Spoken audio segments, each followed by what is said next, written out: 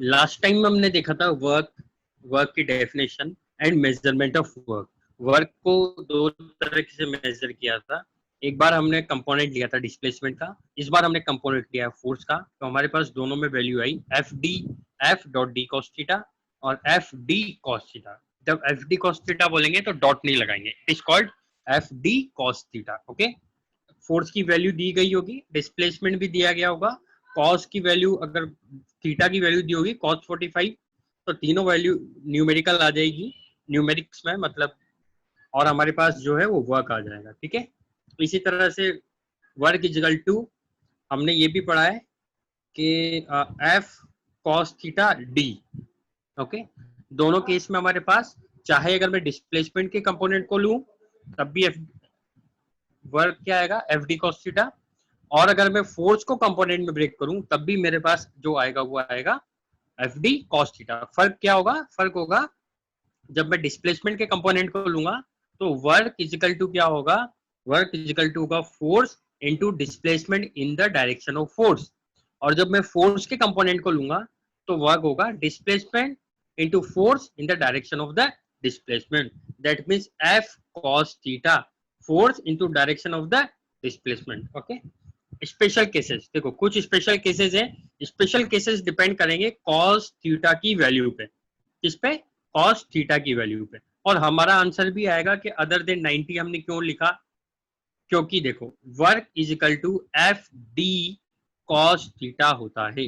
अब अगर हमने ट्रिग्नोमेट्री पढ़ी है तो हमें cos 0 degree, 30 degree, 45 degree, 60 degree and 90 degree, इन सब की वैल्यूज हमें पता होनी चाहिए। ठीक है, अभी आगे डिस्कस करेंगे कि इनकी वैल्यूज क्या क्या होंगी। ठीक है, ये सारी वैल्यूज होंगी। ओके, फिर हम डिस्कस करेंगे कि हमने 90 क्यों ऐड किया था। तो पहले स्पेशल केसेस देखते हैं। ये सारे स्पेशल केसेस डिपेंड है थीटा की वैल्यू पर। ओके, थीटा की वैल्यू पर डिपेंडेंट। तो case number 1, what is case number 1? Theta is equal to 0 degree. जब मैं थीटा को 0 डिग्री पुट करता हूं तो मेरे पास वर्क आ जाता है work is equal to F D cos 0 degree. Okay, और हम जानते हैं कि कॉस 0 डिग्री की जो वैल्यू होगी, कॉस 0 डिग्री की जो वैल्यू होती है it is equal to 1। That means cos 0 होगा वो 1 होगा, कॉस 30, कॉस 45, कॉस 60 और कॉस 90। कॉस 90 की वैल्यू होती है 0। तो ये सारी वैल्यूज हमें अभी पता देखने को मिलेगी। 1 इसकी वैल्यू होगी 1/2, इसकी वैल्यू होगी √2 और इसकी वैल्यू होगी √3/2। ये सारी वैल्यूज हमें याद करनी पड़ेगी। ओके, तो देखो कॉस 0 डिग्री की वैल्यू क्या है? 1। तो मेरे पास वर्क इजिकल टू हो गया एफ डी कॉस थीटा। जब थीटा की वैल्यू 0 है तो वर्क हो जाएगा मेरे पास एफ डी कॉस 0 डिग्री, और कॉस 0 डिग्री की वैल्यू क्या आती है? 1। तो हमारे पास आंसर आ जाएगा एफ डॉट डी इंटू 1। तो फाइनल क्या हो जाएगा? F dot D. That means जब भी cos 0 डिग्री होगा, cos 0 डिग्री का मतलब क्या है? देखो cos 0 डिग्री का मतलब है, देखो मैं डिस्प्लेसमेंट के कंपोनेंट की बात करता हूं। हमारे पास एक ऑब्जेक्ट है इस तरह से, फोर्स लगाया इस डायरेक्शन में, ओके, और डिस्प्लेसमेंट हुआ इस डायरेक्शन में। ओके, इसको मैंने लिया d और d cos थीटा, और ये है f, सॉरी वापिस से देखना, फोर्स लगा था इस डायरेक्शन में, डिस्प्लेसमेंट था इस डायरेक्शन में, थीटा था यहाँ पर, तो इस कंपोनेंट को मैंने ब्रेक किया तो ये हो गया आपका d साइन थीटा, और ये हो गया d cos थीटा, और f की डायरेक्शन भी इधर ही थी। तो ये आपका वर्क होगा, है ना? तो देखो दोनों की डायरेक्शन एक है क्या? यहां से देखो फोर्स की डायरेक्शन भी यही है और d cos थीटा की डायरेक्शन भी यही है। ये है आपका d sin थीटा, और इसकी तो मैं बात ही नहीं करूंगा। क्यों? क्योंकि इसको तो मैंने दोनों कंपोनेंट में ब्रेक कर दिया है। ओके, तो देखो अब देखो यहां से देखो क्या फोर्स की और d cos थीटा की डायरेक्शन, दोनों की डायरेक्शन एक है। अच्छा, दोनों की डायरेक्शन में अगर मैं एंगल की बात करूं, कितने डिग्री का एंगल है, तो क्या मैं 0 डिग्री कहूंगा? ऐसा ही कहूंगा। अगर मान लो एक बॉक्स है, ये एक बॉक्स है, इस पे मैं फोर्स लगा रहा हूँ इधर, और इसमें डिस्प्लेसमेंट हो रहा है इधर, फोर्स लगा है इधर, डिस्प्लेसमेंट, तो दोनों की डायरेक्शन इसी डायरेक्शन में है, तो दोनों के बीच का एंगल 0 डिग्री है। सेकेंड थिंग, अगर मैं फोर्स लगा रहा हूँ इधर और इसमें डिस्प्लेसमेंट इधर हो रहा है, तो इन दोनों के बीच का एंगल कितना होगा, ये इन दोनों के बीच का एंगल क्या होगा, ये वाला एंगल इन दोनों के बीच का होगा। पर यहाँ पे क्या केस हो रहा है, फोर्स भी लग रहा है यूं और डिस्प्लेसमेंट भी, तो दोनों के बीच का एंगल कितना हो गया, 0 डिग्री। तो हमने वैल्यू पुट करी एफ डी कॉस थीटा, और कॉस थीटा की जगह 0 डाला, तो हमारे पास 0 कॉस 0 की वैल्यू क्या आई, कॉस 0 डिग्री की वैल्यू आई 1। तो हमारे पास आंसर है एफ डॉट डी। अब मैं मान लो ऐसे कहूं, क्वेश्चन देखिए किस तरह से आता है। एक बॉक्स है, उस पर फोर्स लग रहा है 5 न्यूटन का, और उसमें डिस्प्लेसमेंट हो रहा है 2 मीटर का, और डिस्प्लेसमेंट की डायरेक्शन जो है वो फोर्स की डायरेक्शन में। तो वर्क क्या होगा, work is equal to F D cos theta, यहाँ पे डॉट नहीं लगाएंगे, जब कॉस थीटा आ जाएगा तो F D cos theta. Okay, देखो एफ की वैल्यू 5 न्यूटन, डी की वैल्यू 2 मीटर, और कॉस थीटा की वैल्यू हमें नहीं पता। पर क्वेश्चन में एक टर्म यूज करिए कि जो डायरेक्शन है डिस्प्लेसमेंट की वो किसके अलोंग है, फोर्स के। तो हम देखते हैं कि फोर्स भी लग रहा है यूं और डायरेक्शन भी है यूं डिस्प्लेसमेंट की। दैट मीन्स दोनों के बीच का एंगल कितना है, दोनों के बीच का एंगल है 0। तो हमारे पास आ जाएगा work is equal to F dot D, क्योंकि कॉस 0 की वैल्यू हो जाती है 1। ओके, तो हमारे पास यहाँ से आ जाएगा F D. F D is हमारा आंसर, क्या हो जाएगा, डब्ल्यू इजिकल टू एफ की वैल्यू है 5 न्यूटन और डिस्प्लेसमेंट है 2 मीटर, तो वर्क आ जाएगा हमारे पास 10 न्यूटन इंटू मीटर, और वर्क इजिकल टू 10 जूल, क्योंकि न्यूटन इंटू मीटर को हम क्या कहते हैं, जूल। तो answer is work is equal to 10 joule, ये हमारा आंसर आ जाएगा। इस तरह के क्वेश्चंस आते हैं। तो स्पेशल केस में पहला केस हमने डिस्कस किया कि थीटा की वैल्यू कितना हो, 0 डिग्री। ओके, तो देखो अब क्या होगा, व्हेन थीटा इजिकल टू 0, तो एफ डी कॉस थीटा क्या होगा, W equal to F D cos 0 degree, और हम जानते हैं कॉस 0 डिग्री की वैल्यू कितनी होती है, 1। कॉस 0 डिग्री की वैल्यू कितनी होती है, 1। और इसको जब हम इसमें पुट करेंगे तो हमारा आंसर आएगा, क्या आंसर आएगा हमारा, W equal to F D which is maximum, which is maximum. Maximum work कब होगा, आप भी जानते हैं, अगर मान लो इसको फोर्स लगाऊंगा इस डायरेक्शन में, डिस्प्लेसमेंट भी होगा, तो पूरा का पूरा फोर्स किधर लगेगा, इधर, तो पूरा वर्क हो जाएगा। ओके, अच्छा ये बॉक्स है और मैं इसको फोर्स लगा रहा हूँ इस तरह से, तो कुछ तो इधर लगेगा और डिस्प्लेसमेंट इधर होगा, तो वर्क पूरा नहीं होगा। देखो कुछ इधर बढ़ गया, कुछ इधर बढ़ गया। तो वर्क मैक्सिमम कब होगा, वर्क मैक्सिमम जब होगा जब फोर्स की और डिस्प्लेसमेंट की दोनों की डायरेक्शन क्या होनी चाहिए, दोनों की डायरेक्शन सेम होनी चाहिए, या उनके बीच एंगल कितना होना चाहिए, 0 डिग्री होना चाहिए। ओके, नेक्स्ट नेक्स्ट क्या कहता है, कंक्लूजन पे आते हैं। पहले कंक्लूजन क्या होता है, देखो that shows work is max which is maximum, that shows if force and displacement is the same direction the work done is maximum. वही बात होगी कि फोर्स भी इधर होगा और डिस्प्लेसमेंट भी इधर होगा, तो वर्क क्या होगा, मैक्सिमम होगा। cos 0 डिग्री क्या होती है, 1। Example, when car engine exert a force and car starts to run. Example क्या होगा, एक कार है और उस कार का इंजन फोर्स किधर लगा रहा है, इस तरफ, और कार में भी डिस्प्लेसमेंट किधर हो रहा है, इस तरफ। तो कार के इंजन ने जो काम किया वो क्या होगा, it is the maximum work. Okay, अच्छा, ओके ठीक है। चलो नेक्स्ट पेज पे आते हैं अपन। नेक्स्ट है आपका सेकंड केस। सेकंड केस क्या कहेगा, second case, so next example क्या है, पहला एग्जांपल देखा कि कार के इंजन ने फोर्स लगाया और कार ने डिस्प्लेसमेंट किया उसके फोर्स की डायरेक्शन में, तो कार के इंजन ने जो वर्क किया वो मैक्सिमम हुआ। सेकंड केस है drag a box at a horizontal plane. एक प्लेन है इस तरह का हॉरिजॉन्टल, उस पर एक बॉक्स रखा है, इस बॉक्स को इधर फोर्स इधर ड्रैग कर रहे हैं, या तो फोर्स इधर से लगा रहे हैं, या फिर क्या हो रहा है, इसको इस बॉक्स को हम क्या कर रहे हैं, यहाँ बॉक्स है और इसको इस तरह से पुल कर रहे हैं, फोर्स इधर लग रहा है, तो क्या होगा, मैक्सिमम वर्क होगा। ओके, क्योंकि फोर्स भी इधर है और डिस्प्लेसमेंट भी किधर हो रहा है, इधर हो रहा है। Okay, next is moving a cart on a horizontal plane. एक हॉरिजॉन्टल प्लेन है, हॉरिजॉन्टल मतलब प्लेन, उस पर कोई कार्ट, कोई छोटा खिलौना है, उसको मैं आगे चला रहा हूँ, तो फोर्स भी इधर लगा रहा हूँ और उस पर डिस्प्लेसमेंट भी इधर आ रहा है, तो वर्क डन क्या होगा, वर्क डन मैक्सिमम। तो अब आपसे कोई क्वेश्चन पूछे कि वर्क डन मैक्सिमम कब होगा, तो आपको जवाब देना है कि जब फोर्स और डिस्प्लेसमेंट एक ही डायरेक्शन में हो या दोनों के बीच का एंगल 0 डिग्री हो, तो वर्क मैक्सिमम होगा। और वो पूछे क्यों, तो तुम्हें जवाब देना है क्योंकि कोस थीटा की वैल्यू कॉस 0 डिग्री होगी और कॉस 0 डिग्री की वैल्यू 1 होती है, तो जब हम फॉर्मूले में, जो हमारा फॉर्मूला है W equal to F D cos theta, तो कॉस थीटा की वैल्यू 1 डालेंगे तो force into displacement will be work होगा और वो मैक्सिमम होगा। ओके, क्यों होता है? क्योंकि cos 0 डिग्री की वैल्यू मैक्सिमम होती है 1।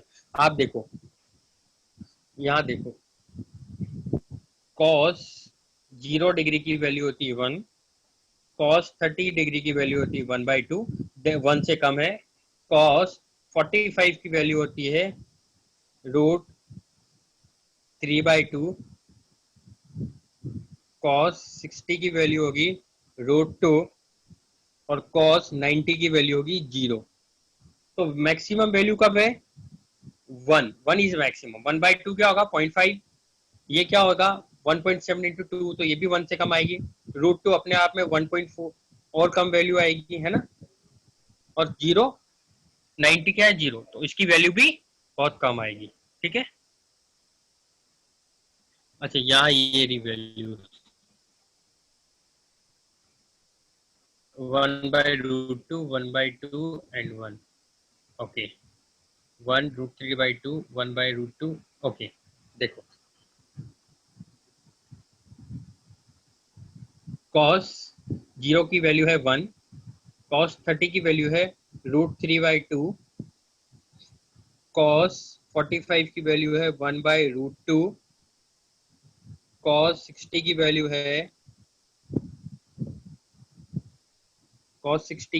है आपके पास 1/√2, 1/2 और cos 60 की वैल्यू है cos 90 की वैल्यू है आपके पास 0। ओके, वापिस से एक बार लिख देता हूं मैं। cos 30 डिग्री की, सॉरी, cos 0 डिग्री की वैल्यू है 1, cos 30 डिग्री की वैल्यू है √3/2। इसको सॉल्व करेंगे तो 1 से कम आएगा। √3 की वैल्यू होती है 1.732 और इसको 2 से मल्टीप्लाई करेंगे तो पॉइंट में आंसर आएगा, आएगा ना। तो पॉइंट में आंसर आएगा तो क्या होगा? 1 से कम होगा। इसी तरह से cos 45 की वैल्यू कितनी हो रही है? 1/√2। तो हम जानते हैं 1 और √2 की वैल्यू होती है 1.14 समथिंग। तो इसको सॉल्व करेंगे तो ये वैल्यू भी कितनी आएगी? 1 से कम आएगी। नेक्स्ट इज अपना है cos 60। cos 60 की वैल्यू है 1/2, अगर इसको सॉल्व करेंगे तो आंसर आएगा 0.5। और cos 90 डिग्री की वैल्यू कितनी है? 0। ओके, तो ये देखो आप, ये आपकी cos की वैल्यू है। अगर cos की वैल्यू मैक्सिमम कब है, बता सकते हो आप मैक्सिमम कब है? जब cos का एंगल कितना है? 0 डिग्री। और मिनिमम कब है? मिनिमम या 0 कब है? जब cos की वैल्यू कितनी है? 90 डिग्री। ओके, चलो नेक्स्ट क्वेश्चन देखते हैं अपन। नेक्स्ट केस देखते हैं। नेक्स्ट केस है आपका case 2, when theta is equal to 90 degree. जब थीटा की वैल्यू 90 डिग्री है तो कहने का मतलब ये है कि मैं लगा रहा हूं फोर्स इस तरफ और डिस्प्लेसमेंट हो रहा है इस तरफ। तो फोर्स और डिस्प्लेसमेंट, ये आपका फोर्स और ये आपका डिस्प्लेसमेंट, दोनों के बीच एंगल कितना है? 90 डिग्री। समझ रहे हो? या इस तरह से देखें कि ये है, ऐसे लग रहा है फोर्स ऊपर और डिस्प्लेसमेंट हो रहा हो इस तरफ। तो हमारे पास फोर्स तो लगा यूं और डिस्प्लेसमेंट हुआ यूं, दोनों के बीच का एंगल कितना हो गया? 90 डिग्री। तो हम क्या करेंगे? F D cos theta, work निकालने के लिए यही फॉर्मूला है। ओके, तो अब work is equal to F dot D cos 90 degree. और कॉस 90 डिग्री की वैल्यू क्या होती है बच्चों? बताओ कोई? 0। तो हमारे पास वैल्यू क्या है? F dot D multiply by 0। तो टोटल टर्म क्या होगी? Work is equal to 0। Work is equal to 0। तो यहां से देखो, एफ डी कॉस 90 और कॉस 90 की वैल्यू क्या होती है? 0। और तो वर्क कितना हो गया? 0। That means, that shows when the force and displacement are perpendicular no work is done और वर्क डन इज 0। अगर फोर्स और डिस्प्लेसमेंट के बीच में 90 डिग्री का एंगल होगा तो वर्क डन कितना होगा? वर्क डन 0 होगा। वर्क डन कितना होगा? 0 होगा। अब याद करो, मैं वापस से आपको कुछ पुरानी यादें ताजा कराता हूं। याद करो, इस डेफिनेशन को।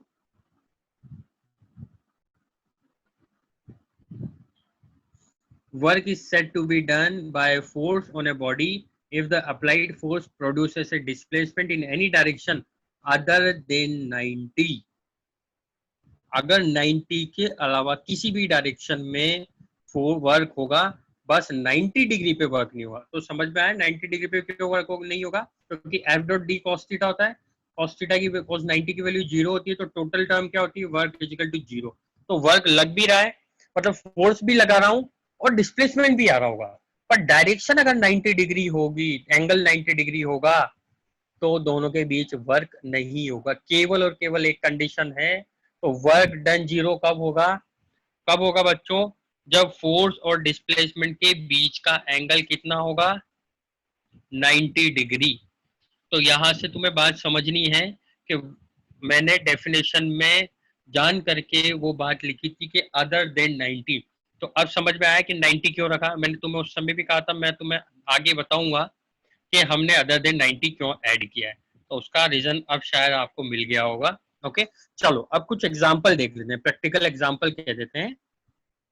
तो सबसे मोस्ट कॉमन एग्जाम्पल है, coolie picked the bags and moving forward on a horizontal platform. Coolie जो होता है उसको आपने कहा जमीन से सामान उठाओ, ये अर्थ है और ये आपका बैग है। कूली ने सामान उठाया, क्या ऊपर उठाएगा पहले वो? ओके, ऊपर उठा के किधर जाएगा? इधर। थोड़े टाइम बाद क्या होगा? कूली ने आपका बैग उठाया, उठाते ही वो इस पोजीशन पे आया और फिर वो चला यूं और उसने यहाँ आया और फिर उसने रख दिया यहाँ पर। ठीक है, मान लो इतनी दूरी पे उसने उठा के रख दिया। अब देखो, क्या इस पर्टिकुलर बॉक्स पे, इस पर्टिकुलर बॉक्स पे क्या एक ग्रेविटी लग रही होगी नीचे? एम जी, हाँ या ना? यस और नो?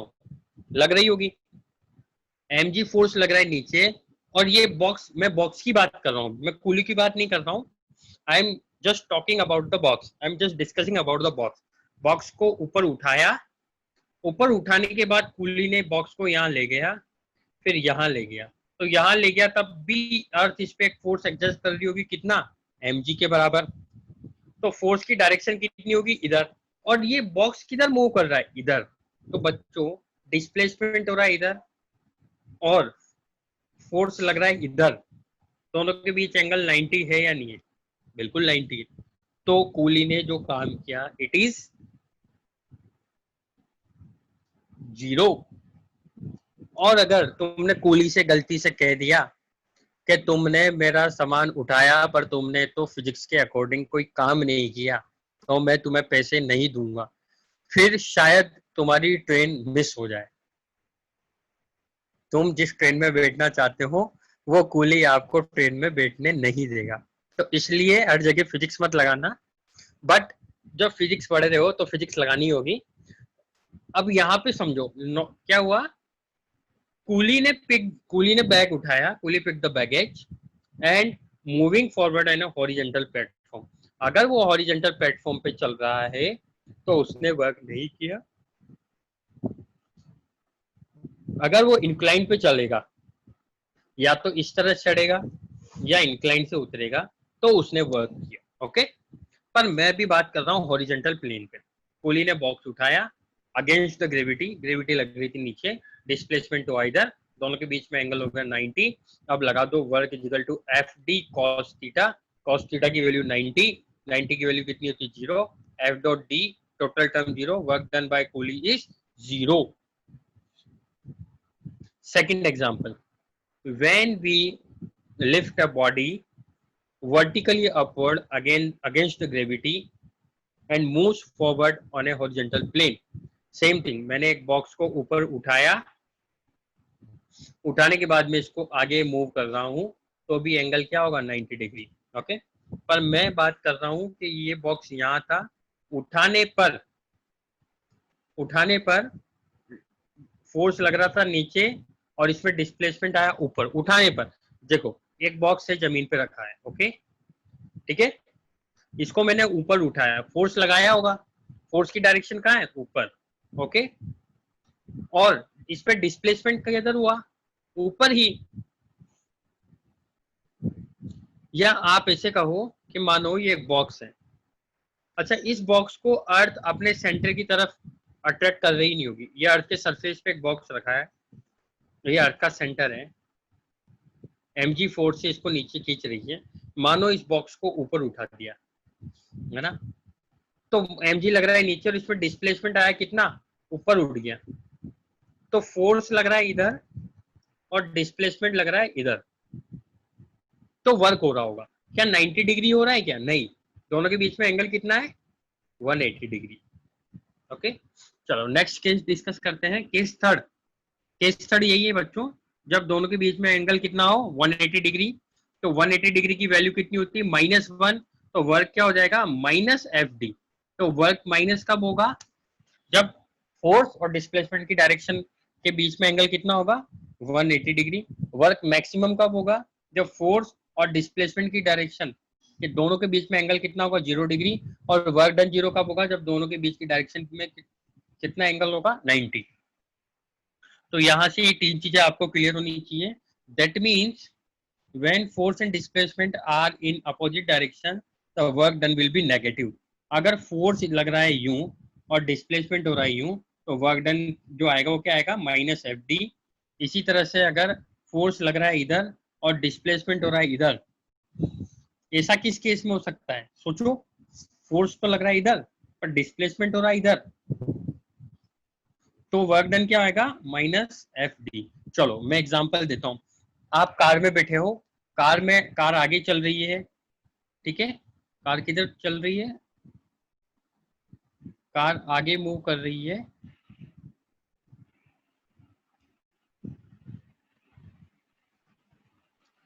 इस तरह से, और सडनली मैंने ब्रेक लगाया, तो फोर्स किधर लगा बच्चों, पीछे की तरफ, ब्रेक ने किधर फोर्स लगाया, पीछे की तरफ।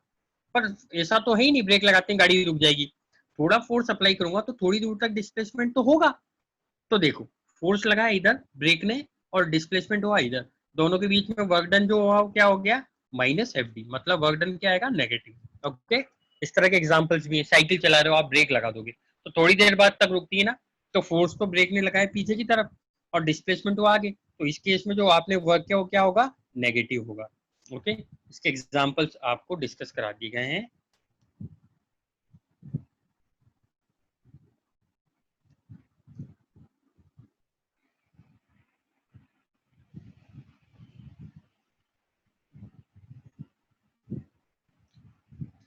नेक्स्ट हम देखते हैं, ये तीनों केस हमने डिस्कस कर लिए, इनके बेसिस पे कुछ एग्जांपल्स भी आएंगे, उन्हें अपन को करना है। नाउ केसेस देखने के बाद, वर्क के केसेस देखने के बाद अब हम डिस्कस करेंगे बच्चों यूनिट ऑफ वर्क डन। अच्छा वर्क की जो यूनिट्स हैं वो डिस्कस करेंगे। अच्छा अभी स्टार्टिंग में हम पढ़ते आए हैं कि अभी हमने पढ़ा था F.D न्यूटन इंटू मीटर, तो वर्क की यूनिट हमने पढ़ी थी क्या, जूल। पर ये कौन से सिस्टम में थी बच्चों, ये SI में थी, क्यों, क्योंकि देखो न्यूटन किस में होती है, SI यूनिट में होती है, SI सिस्टम में होती है, और मीटर किस में होता है, SI में। पर तुमसे कोई पूछे what is the unit in CGS, तो आपको पता है कि न्यूटन की CGS यूनिट इज डाइन और मीटर की CGS यूनिट इज सेंटीमीटर, तो आप बता दोगे कि CGS यूनिट क्या होगी, डाइन इंटू सेंटीमीटर, और SI यूनिट क्या होती है, न्यूटन इंटू मीटर। तो न्यूटन इंटू मीटर को तो हमने क्या बोला बेटा, जूल, पर डाइन इंटू सेंटीमीटर को हम क्या बोलेंगे, एक नया नाम देंगे जिसे बोलेंगे ERG, और ERG को बोलते हैं हिंदी में अर्ग। क्या बोलेंगे, अर्ग। अर्ग क्या होता है, अच्छा न्यूटन बोलते हैं तो न्यूटन हमें पता है kilometre, sorry kilogram into metre upon second का स्क्वायर को हम क्या बोलते हैं, न्यूटन। अच्छा जूल क्या होता है भाई, जूल हमने पढ़ा है न्यूटन इंटू मीटर को क्या बोलेंगे, जूल। तो इसी वजह से अगर तुम्हें कोई बोल दे अर्ग क्या होता है, तो अर्ग का मतलब क्या होता है, डाइन इंटू सेंटीमीटर, ओके ठीक है।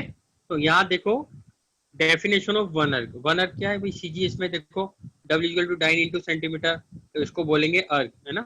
अब डेफिनेशन ऑफ वन अर्ग, एक अर्ग की डेफिनेशन क्या होगी भाई, एक अर्ग की डेफिनेशन होगी जब वन डाइन फोर्स लगे और डिस्प्लेसमेंट कितना हो 1 सेंटीमीटर, किसकी डायरेक्शन में, फोर्स की डायरेक्शन में, तो उसमें जो वैल्यू निकल के आएगी उसे क्या बोलेंगे, 1 अर्ग। तो अपन पढ़ लेते हैं, when 1 dyne of force applied on a body and displacement in a body is 1 centimetre in the direction of force, then work done will be equal to 1 erg. कोई दिक्कत वाली बात नहीं है। तो 1 जूल भी किसे कहेंगे, न्यूटन इंटू मीटर। जब 1 न्यूटन फोर्स लगे किसी बॉडी पे और उसमें डिस्प्लेसमेंट आए 1 मीटर, और डिस्प्लेसमेंट की जो डायरेक्शन आए वो किधर आए, फोर्स की डायरेक्शन में, तो जो वैल्यू आएगी वो किसके बराबर आएगी, 1 जूल के बराबर।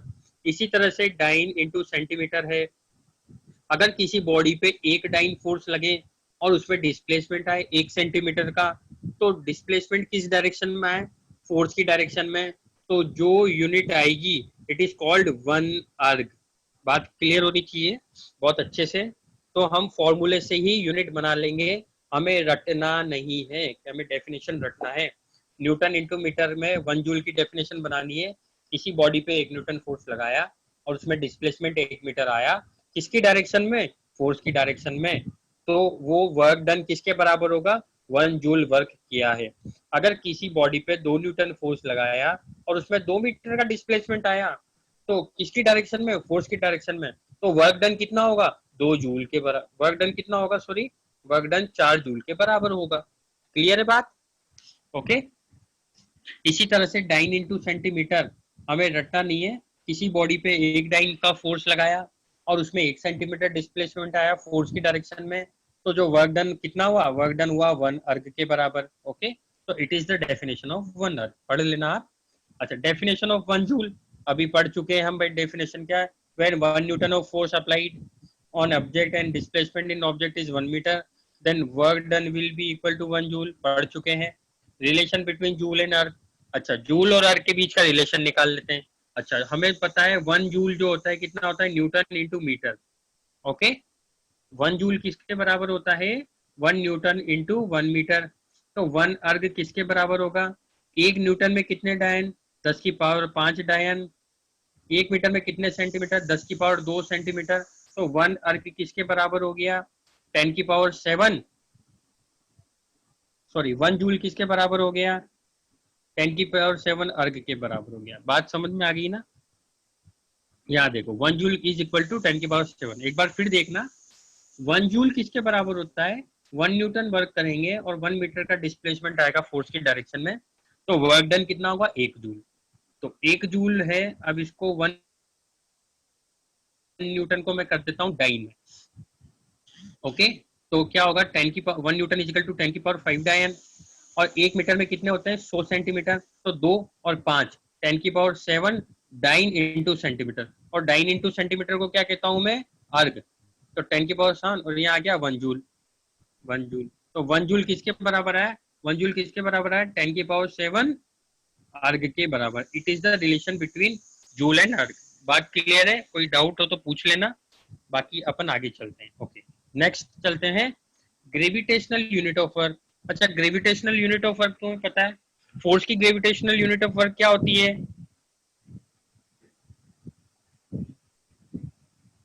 बताओ। ओके चलो ठीक है, मैं बताता हूँ। अच्छा, ग्रेविटेशनल यूनिट का मतलब क्या, mg होता है ना, mg फोर्स, ओके। तो gravitational unit of work is if unit gravitational force displaced by the body in unit displacement in the direction of force is known as gravitational unit of work। ये simple सी बात है,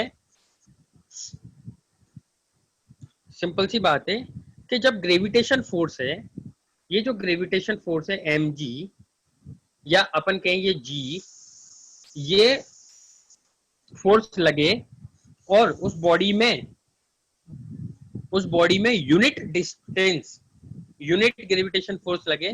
unit का मतलब होता है 1 जी नीचे लग रहा है, 1 जी का मतलब हो गया 9.8, मतलब 1 मल्टीप्लाई बाय 9.8, ओके। तो 1 ग्रेविटेशनल यूनिट फोर्स नीचे लग रहा है बॉडी पे, हमेशा इसकी डायरेक्शन नीचे की तरफ होगी, और वो बॉडी भी नीचे यूनिट डिस्टेंस तक आ रही है, यूनिट डिस्टेंस मतलब 1।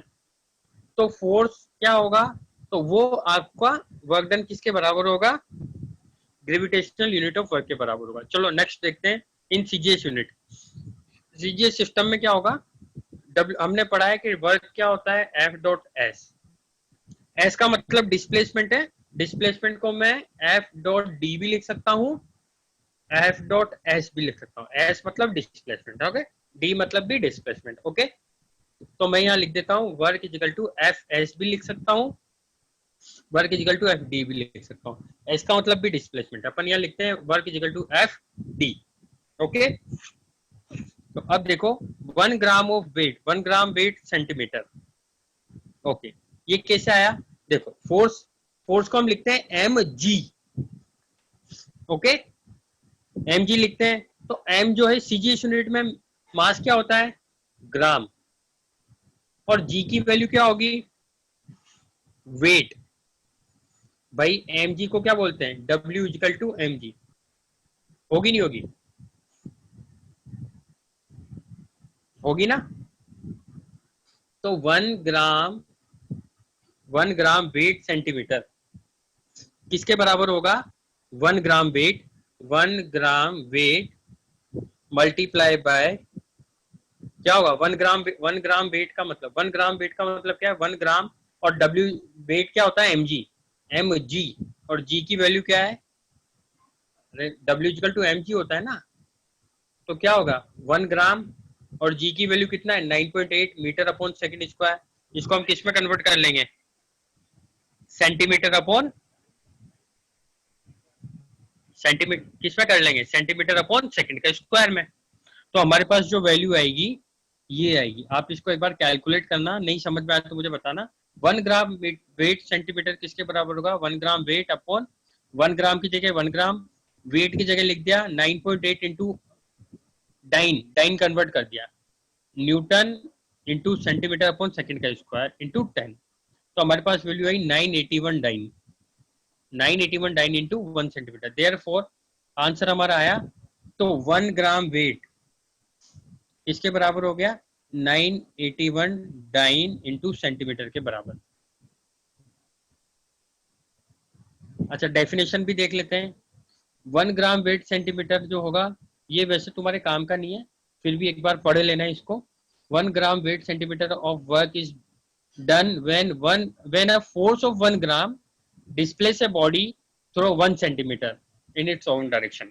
That means देखो ग्रेविटेशनल फोर्स क्या होगा, मान लो 1 ग्राम फोर्स लग रहा है और उसने 1 सेंटीमीटर क्या कर दिया, डिस्प्लेसमेंट ला दिया, तो वो ग्रेविटेशनल 1 ग्रेविटेशनल यूनिट के बराबर हो गया। किसके बराबर हो गया, 1 ग्रेविटेशनल यूनिट के बराबर। ठीक है, आज के लिए इतना ही, आज की क्लास को यही खत्म करते हैं। आज का ये पूरा चैप्टर जो है इसको एक बार देख लेना।